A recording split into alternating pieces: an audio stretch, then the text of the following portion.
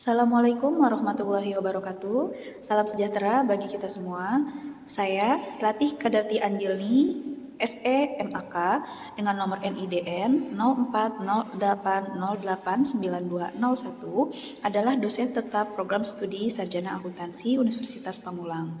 Saat ini saya sedang mengikuti sertifikasi dosen Smart tahun 2025. Video ini merupakan video pengajaran dalam rangka memenuhi persyaratan Serdo Smart tahun 2025 sebagai pernyataan diri dosen untuk unjuk kerja Tridharma Perguruan Tinggi atau yang disingkat PDD UKT-PT.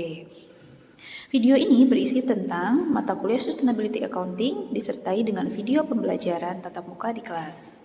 Perkenalkan, saya ingin menjelaskan mata kuliah yang saya ampu, yaitu mata kuliah Sustainability Accounting, di mana di mata kuliah ini saya juga berperan sebagai koordinator mata kuliah. Mata kuliah ini disampaikan dengan menggunakan teknik DEI, di mana DEI pandangan dari Delivery, Interaction, dan Assessment. Penyampaian materi ini dilakukan dengan cara ceramah, juga didukung oleh modul pembelajaran yang dibuat oleh BMC. Referensi utama buku ini adalah buku yang berjudul Sustainability Accounting karangan Ekonomi Sukoharsono. Selain itu, kami juga menggunakan standar GRI sebagai panduan dalam pembelajaran. Juga artikel ilmiah mengenai Sustainability Accounting dan Keuangan. Mata kuliah ini hadir untuk meningkatkan kompetensi mahasiswa dalam bidang akuntansi keberlanjutan dengan cara pembelajaran sebagai berikut. Mahasiswa diharapkan mampu menganalisis dan mengevaluasi pengungkapan sustainability reporting pada perusahaan berdasarkan Global Reporting Initiative atau GRI dan IFRS S1 S2.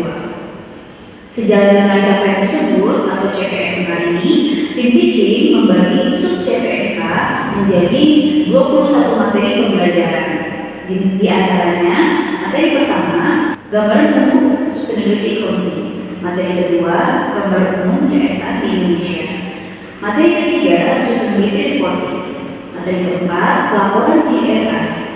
Materi kelima, pengungkapan umum pada Sustainability Reporting berdasarkan GRI 1021 sampai dengan GRI 1256. Materi keenam, pengungkapan khusus ekonomi pada Sustainability Reporting berdasarkan GRI 201 sampai dengan GRI 206. Ketujuh, pengungkapan khusus lingkungan pada Sustainability Reporting GRI 301 sampai dengan GRI 304. Materi ke-8, pengungkapan khusus lingkungan pada Sustainability Reporting GRI 305 sampai dengan GRI 308. Materi ke-9, pengungkapan khusus sosial pada Sustainability Reporting berdasarkan GRI 401 sampai dengan GRI 405.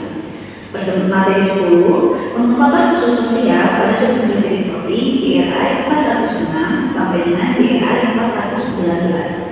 Materi ke-11, topik material dalam Sustainability Report. Materi ke-12, kami membahas tentang Global Agreement on Social Responsibility berdasarkan ISO 26000. Materi ke-13 itu tentang Sustainable Development Goals atau SDGs.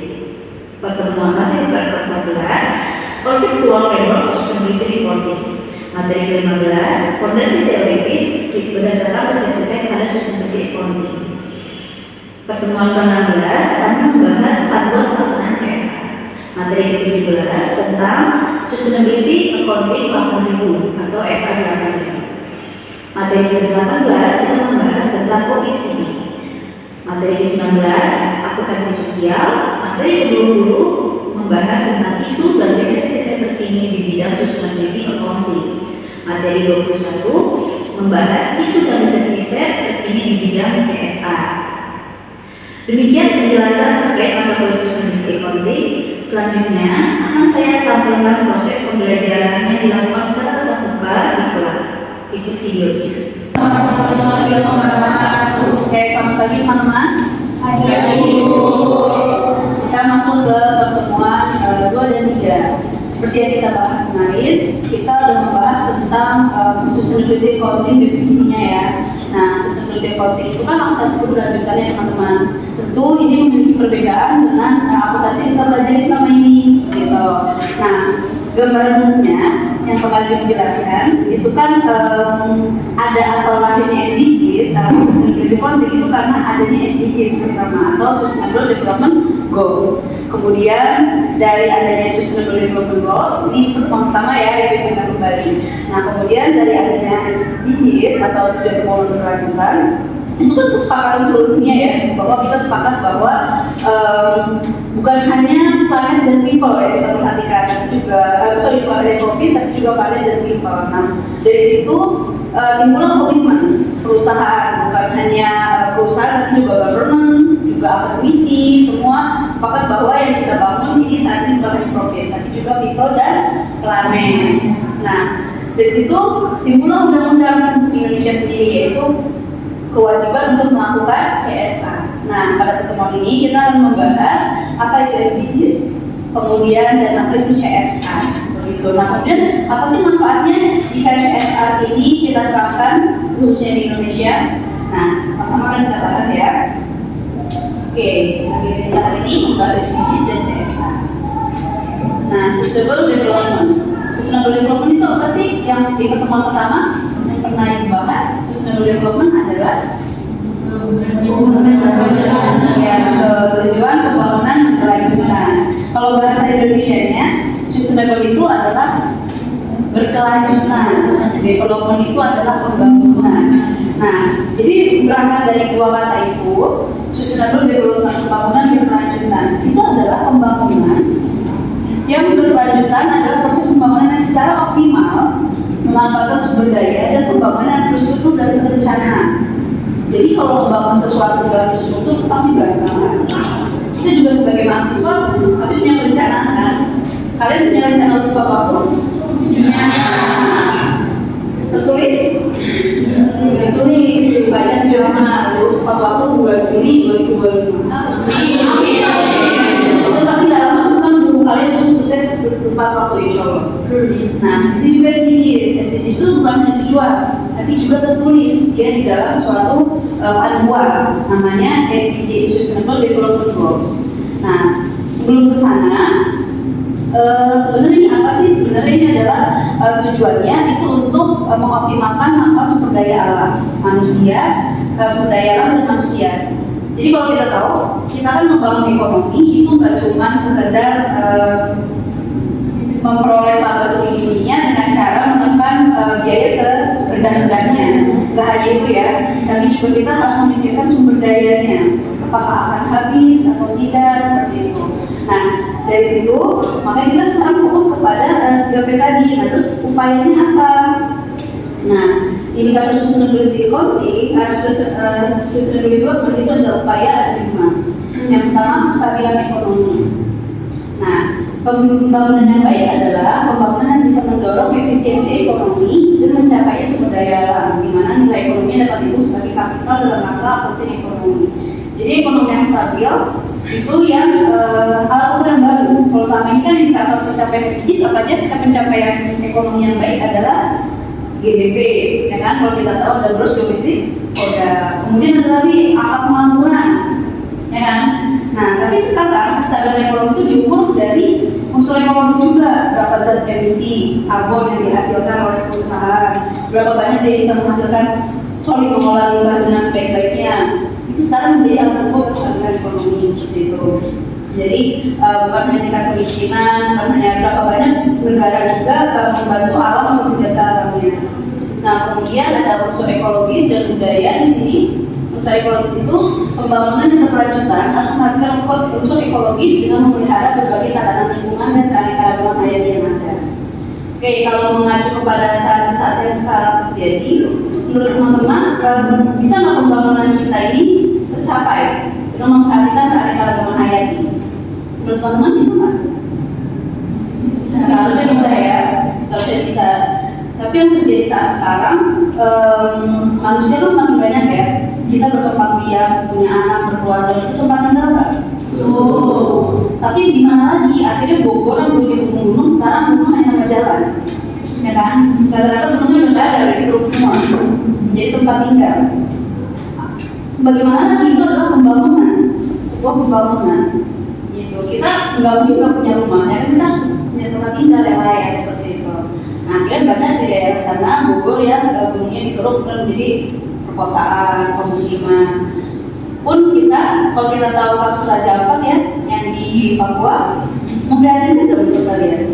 Memprihatinkan. Terus menurut teman-teman itu sebenarnya bisa membangun kesadaran ekonomi kita nggak sih? Dengan kita mengeruk tambang nikel di sana, menurut teman-teman? Kurang ya? Kurang ya, sebenarnya kita bisa kok nggak kelaparan dengan nggak nambang nikel di sana, gitu kan ya sebenarnya. Kita masih bisa menggarap potensi yang lain, maksudnya pajak, tidak harus merusak alam dari sana, seperti itu ya. Jadi karena kenapa? Karena bisa merusak yang kedua nih, sosial budaya. Sosial budaya indikator ini dimaksudkan agar pembangunan bisa mendorong stabilitas penduduk dengan cara memenuhi berbagai kebutuhan dasar manusia dan menciptakan partisipasi masyarakat dalam pengambilan keputusan. Jadi gini, kira-kira kalau perusahaan itu katakanlah di Demak buka cabang nih di daerah Cianjur, di Demak buka cabang di daerah Cianjur, dia merekrut karyawannya bukan orang Cianjur, orang dari Tangerang, semuanya yang dia bekerja di situ. Kira-kira berlangsung lama nggak dia di situ? Artinya dia nggak berubah zona ekonominya. Ya, karena ada unsur sosial di sana ya, ada zona ekonomi yang masuk dia bangun. Kemudian limbahnya, itu pun perusahaan ketika berdiri. Katakanlah contoh perusahaan di daerah Cilegon, pernah main di daerah Cilegon? Anyar, sepanjang jalan pantai itu kan pabrik ya, yang masuknya ngumpul. Oke, kira-kira kalau dia tetap seperti itu akan berlangsung lama nggak tanpa memperhatikan lingkungan sekitarnya? Harusnya sih, harusnya dia nggak berlangsung lama ya. Tapi apa tahu nggak ya dia lakukan apa? Banyak loh dari mereka tuh lebih baik daripada mereka membayar uang untuk mengolah limbah atau memperbaiki mesin limbah. Mereka lebih melakukan CSA dengan cara apa? Membangun puskesmas, membangun sekolah di sekitar. Jadi kalau ada yang sakit, ya berobat saja puskesmas akibat limbah dan lain sebagainya. Itu terjadi loh. Jadi ini tidak cuma dari sisi praktis lingkungan yang cerita ini. Gitu. Jadi artinya ini terjadi bahwa mereka lebih melakukan tanggung jawab sosial ketimbang harus mengolah limbahnya. Kalau mengolah limbah juga bagian dari tanggung jawab sosial ya, seperti itu. Nah, jadi faktor-faktor inilah faktor pembangunan keberlanjutan. Ada lagi unsur politik dan pertahanan keamanan. Oke ya. Politik yang satu juga bagian dari pembangunan yang berlanjut. Artinya apa politik pertahanan keamanan ini teman-teman? Kalau kalian belum merasa negara ini aman atau adil, berarti belum bisa dikatakan tujuan pembangunan kita tercapai. Dan sudah merasa adil? Belum. Alhamdulillah karena hukum ya. Ya, tapi artinya kalau kita sorot publik hari ini mungkin memang masih kurang adil. Hukum cenderung menuju ke bawah, seperti itu ya, tajam ke bawah. Oke, ini tentang indikator pembangunan berkelanjutan. Selanjutnya penerapan pembangunan berkelanjutan. Nah, ini yang pertama ada pengembangan sumber daya alam. Coba Mas Tika dibaca Mas Tika, pembangunan sumber daya alam apa?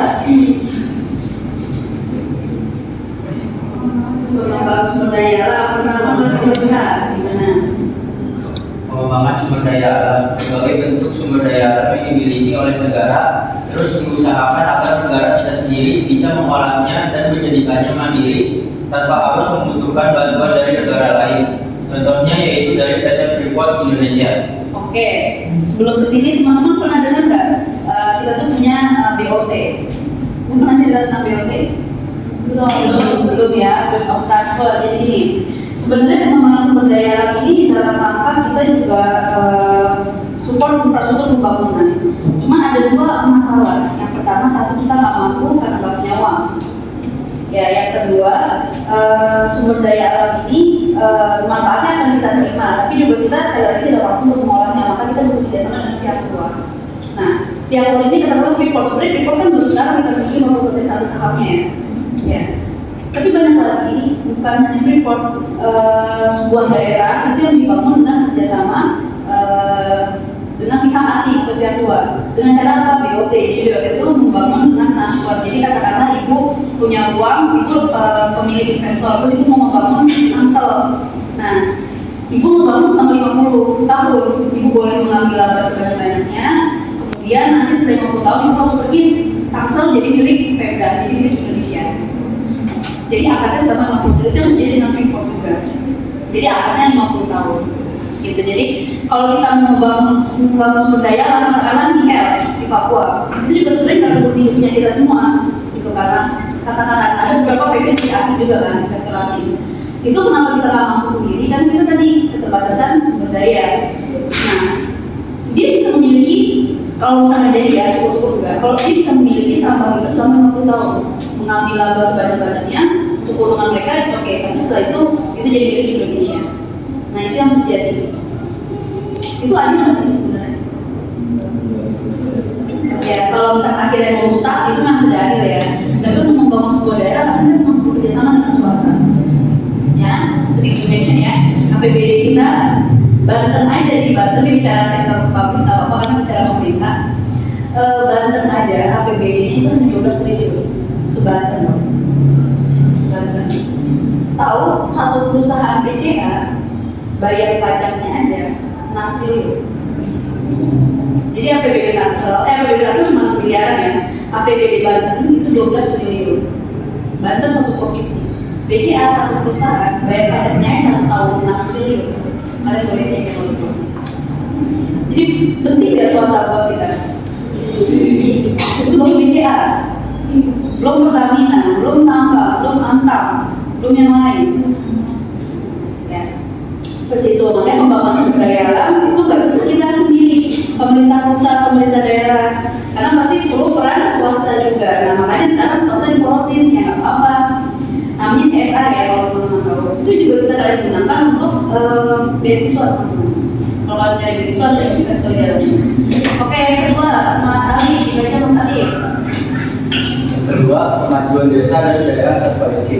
Pemerintah sudah mengeluarkan anggaran mencapai 1 miliar setiap desa agar proses pembangunan bisa berlangsung dengan baik. Contoh Desa Tegalrejo di Kota Sukoharjo, Jawa Tengah. Oke, betul. Jadi pembangunan yang dilakukan oleh pemerintah itu untuk membangun 17 tujuan pembangunan berkelanjutan itu salah satunya dengan memikirkan kemajuan desa dulu karena dari yang kecil jadi yang besar gitu ya. Desa-desa bukan dari yang besar negara Indonesia baru desa dulu kita bangun. Nah ini kalau kita lihat karena ada jalan itu bisa tulisannya dana desa. Dana desa di tahun periodenya Jokowi ya. Dana desa atau kan. Nah itu boleh diperhatikan. Jadi pembangunan mulai dari yang kecil dulu tujuannya. Kalau sekarang kita fokusnya ke apa sih pemerintah sekarang? Gizi ya. Gizi jalan bangsa ya. Harusnya cuma dilatih sampai mahasiswa ya. Iya. Gak apa-apa setiap hari lumayan daripada kelasnya.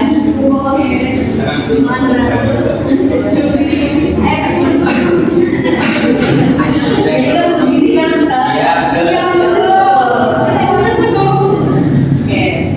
Kemudian yang ketiga itu adalah pembangunan dalam bidang kesehatan. Coba Zara dibaca pembangunan dalam bidang kesehatan. Pembangunan dalam bidang kesehatan, contoh bermunculannya puskesmas dan sarana rumah sakit pada daerah-daerah yang sebelumnya masih belum ada fasilitas kesehatan sama sekali. Pemerintah juga menyediakan BPJS. Nah, ini bicara BPJS teman-teman. Tahu zamannya kalian udah lahir belum? Zamannya ada jam kesda, jaminan kesehatan daerah. Udah. Purnama bayar bulan, bulan tahu jam kesda ya? Tahu, mau pakai sekarang. Sampai sekarang? Tahu dan nggak BPJS. BPJS, nah betul, jam kesda itu termasuk yang bagus dulu zaman itu ya. Tapi akhirnya Jokowi berubah menjadi BPJS aman. Apa dampaknya? Dulu orang sakit jantung kan orang tua itu kerja di rumah sakit jantung harapan kita ya. Nah itu tuh yang masuk rumah sakit itu hanya orang kaya. Sekarang mama tukang beca, buruh pabrik boleh operasi di rumah sakit jantung harapan kita. Bahkan kenapa jantung disebut penyakit mahal, penyakit orang kaya? Iya. Ya karena itu orang kaya. Gitu kan obatnya mahal sekali. Operasi baik pasien dan BPJS semua bisa masuk rumah sakit. Sekarang dibalik lagi ke rumah sakit kelas B ya. Jadi nggak boleh langsung ke kelas A. Tapi emang dulu pas ada BPJS itu kita cuma bayar 3 kali cicilan, udah langsung bisa operasi gitu ibaratnya kan. Itu membantu banget sih. Zamannya udah dilakukan BPJS.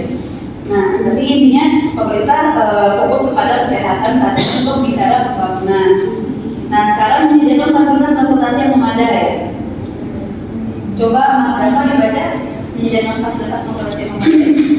menyediakan fasilitas transportasi yang memadai. Pembangunan yang berkelanjutan juga harus memikirkan aspek dalam fasilitas transportasi yang memadai, contohnya MRT. Ini juga ibu setuju ya, infrastruktur harus dibangun. Misalnya apa? Misalnya katakanlah sebuah daerah itu awalnya tidak diperlukan seperti itu ya. Kemudian ada infrastruktur minimal jalan dibangun aja. Itu kan undang tukang kopi ya, Starling. Jalan lagi dibangun Starling datang nggak jual minuman. Karena kalau pengangguran dia jual kopi. Jadi infrastruktur bisa menciptakan ekonomi kan. Setidaknya pada proses pembangunan. Nah, memang minusnya adalah kita harus memperhatikan izin-izin seperti itu ya. Nah, ini juga salah satu indikator pembangunan berkelanjutan. Oke, nah sekarang masuk pengertian CSR teman-teman. Di sini kan kalau kita baca, tadi kan apa ya, isu yang diangkat adalah dari pembangunan berkelanjutan. Bentuk nyatanya apa? Bentuk nyatanya tertuangnya Undang-Undang PT Nomor 40 Tahun 2007 Pasal 1 Ayat 3. CSR adalah tanggung jawab sosial dan lingkungan adalah komitmen perusahaan untuk berperan serta dalam pembangunan ekonomi berkelanjutan guna meningkatkan kualitas kehidupan dan lingkungan yang bermanfaat baik bagi personal sendiri, komunitas tempat maupun masyarakat pada umumnya. Jadi CSR itu adalah komitmen teman-teman. Di sini ada yang belum nikah? Atau ada yang sudah bertunangan? Atau sudah berkomitmen dengan seseorang? Belum ada yang berkomitmen? Mungkin ya? Udah jadi komitmen itu maksudnya biar tahu komitmen itu bukan sebuah janji teman-teman. Itu harus diwujudkan benar gitu. Bukan sebuah janji, bukan sebuah lip service ibaratnya gitu. Bukan sebuah janji mulut manis gitu. Tapi juga sebuah tanggung jawab harus benar-benar dijalankan dan diwujudkan. Makanya CSR itu bukan sebuah sekedar tanggung jawab tapi komitmen yang terus-terusan. Tapi kalau udah berkomitmen nikah samanya kan? Iya. Kecuali yang 1-2 tuh ada aja gitu ya. Tapi artinya komitmen adalah sesuatu yang harus dijalankan dan janji yang harus diwujudkan. Maka bentuknya apa? Nah, konsep CSR sebelum masuk ke komitmen. Coba dibaca Anita. Konsep CSR dari segi planet, gimana sih maksudnya? Planet, hubungan kita dengan lingkungan adalah hubungan sebab akibat, di mana jika kita merawat lingkungan, maka lingkungan pun akan memberikan manfaat kepada kita. Itu sebaliknya. Itu sebaliknya. Oke, jadi gimana mau lingkungan memberikan manfaat untuk kita aja kan nggak pernah untuk lingkungan ya? Ya enggak? Ya enggak? Iya. Padahal kehidupan itu seperti pohon aja, memberikan manfaat untuk semua kan? Dia nggak ingin untuk yang kaya, dia nggak ingin untuk siapapun, pokoknya dia tumbuh biar bermanfaat untuk semua. Kita pun masuk itu, kita bermanfaat juga. Oke, kemudian yang kedua profit. Ini bicara gimana? Profit pada hakikatnya merupakan tambahan pendapatan yang dapat digunakan untuk menjamin kelangsungan hidup perusahaan. Oke, profit ya. Jadi bukan hanya memikirkan ekonomi, tapi juga people dan planet. Nah, people gimana maksudnya? People, masyarakat merupakan stakeholder penting bagi perusahaan karena dukungan mereka, terutama masyarakat sekitar, sangat diperlukan bagi keberadaan, kelangsungan hidup dan pengembangan perusahaan. Oke, sekarang perusahaan membutuhkan people atau orang untuk apa sih? Profit, betul. Minimal untuk beli produknya ya. Iya. Nah, enggak. Jadi kalau nggak ada orang, kita kecewa lah sama Mayora. Karena kita tahu dia bahannya nggak bagus, segala macam dia pakai racun. Kita kira-kira bakal beli kan? Tapi kita tahu di sini ada logo halalnya, dia ada badan baunya. Kita beli nggak? Beli. Berarti kan produk yang bertanggung jawab adalah menyajikan dengan jujur salah satunya, kemudian standar juga. Jadi boleh dibaca. Satu lagi jantung hati. Jantung hati, bisnis bukan hanya profit atau laba saja, tetapi juga people atau manusia dan yang keempat planet atau lingkungan. Oke, gitu ya. Nah ini sebelum ke slide terakhir, manfaat CSR ini aku paling senang bahas ini, karena ini bisa kalian manfaatkan. CSR seperti kita tahu dia kan tanggung jawab sosial ya teman-teman. Kira-kira ada nggak sih manfaatnya untuk perusahaan? Oke, yang pertama cost promotion. Benefit yang diperoleh dari program ini adalah memperkuat positioning merek perusahaan, meningkatkan loyalitas konsumen terhadap perusahaan, dan menciptakan kerjasama antar perusahaan. Kemudian ada cost related marketing. Di sini benefit yang diperoleh program ini adalah dapat menarik pelanggan baru. Nah, dapat menjangkau produk pasar baru, dapat meningkatkan penjualan produk, dan dapat membangun identitas merek yang positif di mata pelanggan. Oke, corporate social marketing yang ketiga, manfaat yang ketiga. Jadi perusahaan itu kalau melakukan CSR bukan nggak ada manfaatnya, ada, tapi beda-beda. Nah, corporate social marketing, coba Sally dibaca saya, corporate social marketing. Corporate social marketing dan benefit yang diperoleh dari program ini adalah menunjang positioning merek, menciptakan preference merek, mendorong peningkatan penjualan, menarik mitra yang dapat diandalkan, serta memiliki kepedulian sangat besar untuk mengubah perilaku masyarakat dan dapat memberikan dampak yang nyata terhadap perubahan sosial. Mana? Jadi indikator CSR, penilaian CSR itu ini teman-teman, salah satunya keselamatan kerja. Jadi kalau perusahaan yang baik itu bicara keselamatan kerja, minimal dia mencakup 7 poin, mulai dari mengurangi polusi, terus melaksanakan riset keselamatan kerja dan lain-lain, mengungkapkan statistik kecelakaan kerja, teman-teman. Ini yang poin nomor 3-nya itu unik ya. Kenapa statistik kecelakaan kerja harus diungkapkan di dalam perusahaan? Ada satu case, ini cerita kasus yang nyata, tentang bimbingan ibu, udah lama nggak balik. Sekalinya balik, ibu tanya kamu gimana kabarnya, kamu akan bimbingan. Ini bu, saya lagi ngurusin klaim asuransi karyawan di perusahaan saya. Oh iya, kenapa? Ini ada terjadi kecelakaan kerja. Saya bu nggak percaya kan? Kecelakaan apa? Jadinya potong bu, ini perusahaan konveksi gitu. Saya bu nggak percaya juga kan? Cuma 1-2 orang, masa hampir sebulan hilang. Terus katanya setiap hari ada juga yang potong jadinya. Saya bu nggak percaya lagi. Coba tunjukkan lebihnya, dikasih foto. Jadi jari kebelah, tinggal pulang, baginya lepas. Ada darah yang berceceran gitu. Saya bilang kamu jadi perusahaan apa, dia ngasih tahu. Iya bu, ini salah satu contoh foto klaimnya, kata dia gitu. Oh iya bener ya, jadinya rusak gitu. Jadinya hancur. Berarti yang banyak di perusahaan itu jadinya nggak ada ya. Nggak benar, tapi itu terjadi. Akhirnya yang percaya. Jadi emang kenapa dia bisa kayak gitu ya? Kenapa nggak dibuat SOP yang benar-benar mesin itu sesuai tempatnya? Atau mereka pakai sarung tangan atau apa mesinnya di template supaya nggak ada salah kerja, kan itu keharusan ya perusahaannya. Jadi perusahaan yang bertanggung jawab adalah perusahaan yang minimal mengekalkan statistik kecelakaan kerja. Dan perusahaan bertanggung jawab. Jadi perusahaan bertanggung jawab bukan cuma ngasih dana CSR, tapi juga dia bertanggung jawab untuk karyawan. Seperti itu ya. Ada pertanyaan teman? Ibu saya. Silakan Pak. Berarti kalau dalam hal ini sebuah perusahaan itu harus diwajibkan untuk melakukan CSR ya? Iya. Tapi bagaimana jika perusahaan tidak melakukan CSR, apakah mendapatkan sanksi? Oke, pertanyaan bagus. Jadi kan CSR tadi indikator banyak ya, dan itu menjadi suatu kewajiban ya. Nah, apakah wajib sanksi, ada sanksinya nggak perusahaan nggak melakukan CSR ya? Kalau perusahaan nggak melakukan CSR itu menjadi suatu yang sangat wajib. Kenapa? Ini, kalau kan ada melakukan, ada melaporkan. Kalau melaporkan CSR itu masih voluntary teman-teman. Karena sejak 2015 OJK baru mengatur aturan tertentu. Itu pun hanya perusahaan yang materi bursa yang melaporkan. Tapi kalau melakukan itu wajib. Apakah ada sanksi? Belum ada. Tapi ada 4 tindakan. Yang pertama, informasi peringatan 1 sampai peringatan 3. Yang kedua, sanksi pencabutan usaha jika memang terbukti dia benar-benar melanggar lingkungan dan sosialnya. Kayak perusahaan tadi bisa jadi terus, itu kan tetap harus dilaporkan ada apa. Itu bisa pencabutan izin usaha atau tindakan lanjut seperti auditor dan peneguran dari Kementerian Tenaga Kerja. Seperti itu, ada nggak asuransi, ada nggak dana lain seperti itu. Dan yang terakhir pembukuan izin usaha. Jadi minimal dijuin baru dicabut. Jadi ada tindakan-tindakan itu. Pertanyaan bagus ya. Oke, itu aja teman-teman. Ada lagi yang pertanyaan? Oke, jadi indikatornya adalah banyak ya untuk kegiatan melakukan CSR ya.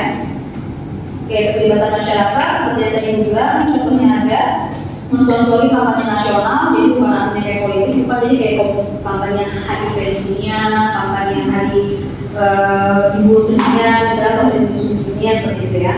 Membiayai program beasiswa ini juga bagian dari CSR perusahaan seperti itu. Oke, kalau tidak ada pertanyaan, Ibu akhiri kelasnya. Terima kasih banyak. Assalamualaikum warahmatullahi wabarakatuh. Waalaikumsalam warahmatullahi wabarakatuh.